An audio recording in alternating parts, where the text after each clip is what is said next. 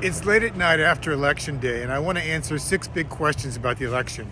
What happened? How did it happen? Why did it happen? What could we have done differently? What does this mean for the future? And what do we do next? Former Clinton White House aide and CNN contributor Keith Boykin, who made everyone in the room uncomfortable with his inconvenient truths about this election before it even happened. I never really talk about this because it's not politically correct to say it, but he's in a dead heat because of white people. I mean, the majority of white people support Donald Trump, and they supported him in 2016, they supported him in 2020, and they'll probably support him in 2024. If it were up to black people, or Latinos, and Asian Americans, and other people of color, he would lose in a landslide.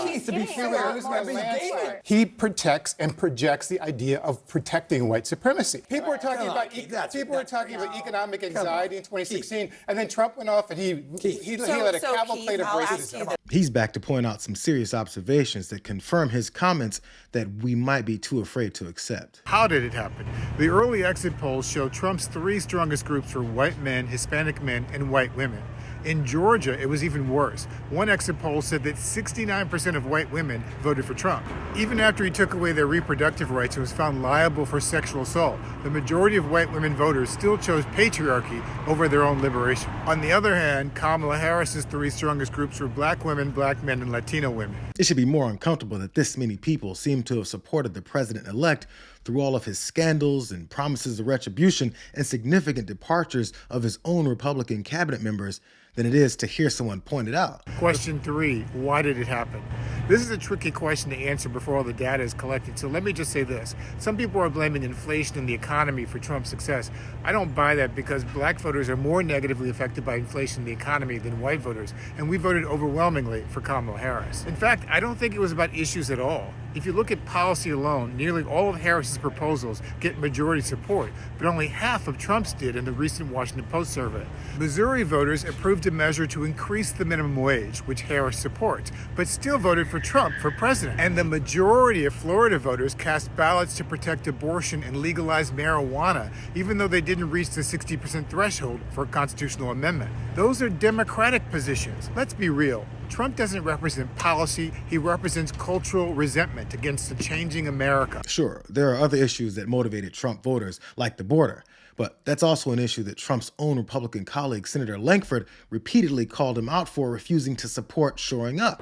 You're a real gentleman about this, and I know you're not trying to zing your colleagues, but it's your colleagues in your party, sir, who torpedoed this, who didn't get the facts right on what you just outlined was in that measure. They killed it. Ironically, not Democrats. Right. It was, and it was painful to be able to watch it. It got stirred up in all the presidential politics, and several of my colleagues started looking for ways. After President Trump said, don't fix anything during the presidential election. It's the single biggest issue during the election. Don't resolve this. We'll resolve it next year. Quite a few of my colleagues backed up, looked for a reason to be able to shoot against it, and then walked away. That's on Donald Trump, Senator. That, again, he's got an office that he's running for. He's got a campaign that he's running. I'm already in office. I've got a responsibility to be able to carry on this. Again, he's got a task he's taken on, respectful. I've also got a task I've got to do. I've got to actually get this fixed. My team began serious negotiation with a bipartisan group of senators. The result was a bipartisan bill with the toughest set of border security reforms we've ever seen. Oh, you don't think so? Oh, you don't like that bill, huh? That conservatives got together and said it was a good bill? I'll be darned. That's amazing. That bipartisan bill would hire 1,500 more security agents and officers, 100 more immigration judges to help tackle the backload of 2 million cases, 4,300 more asylum officers, and new policies so they can resolve cases in 6 months instead of 6 years now. But voters still weren't buying his explicit conversations about how that was killed, as if he was a super liberal member of the Senate or something. Question 4, what could Harris have done differently? There's going to be a lot of debate about campaign strategy, but it's too early to draw definitive conclusions. One Republican complained that Harris should have run a more centrist campaign.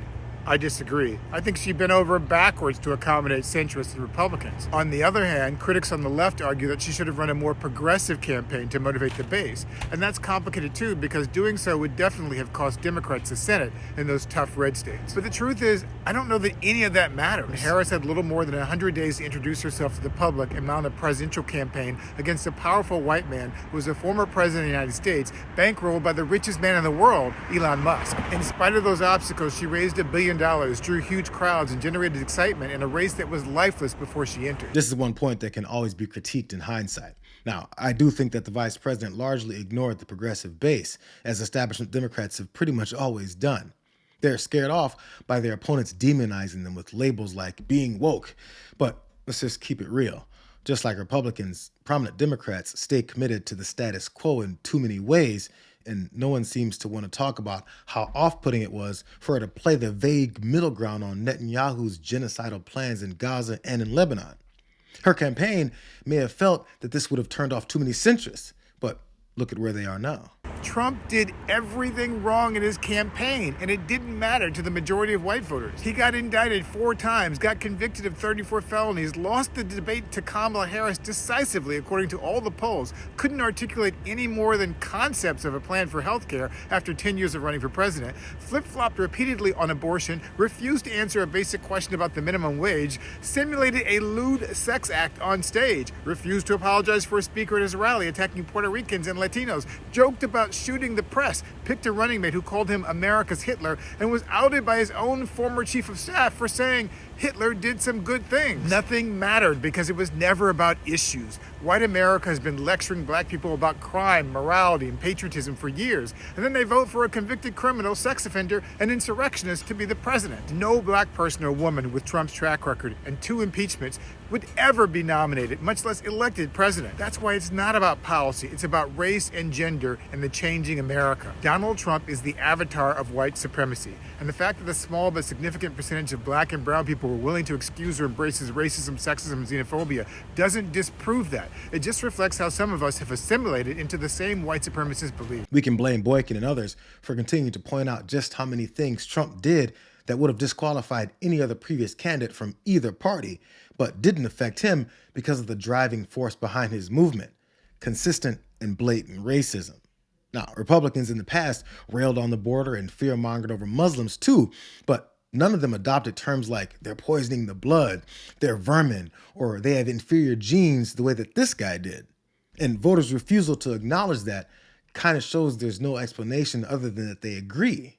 So, like I said before, it's just a matter of whether or not he's given the unprecedented power to follow through on all the insular and authoritative promises that he made. Question 5, what does this mean for the future? First, Trump will be able to appoint a new attorney general who will fire special counsel Jack Smith and dismiss the criminal charges against him. Second, with the new Republican Senate, Trump will be able to appoint several new Supreme Court justices who will be young enough to give Republicans control of the Supreme Court for the next 20 to 25 years. That means if you wanted reparations, reproductive rights, LGBTQ rights, DEI, environmental protections, or any progressive policy, that won't happen in your lifetime, no matter who succeeds Trump in office, because the courts will strike it down. Third, Trump will be able to appoint vaccine denier RFK Jr. to head up women's health and vaccines. He'll cut taxes for billionaires, which is why rich people like Musk support him anyway. And he may be able to begin his promised mass deportation of immigrants. He also promised to abolish the Department of Education, bring back stop and frisk policing, and give law enforcement immunity from prosecution.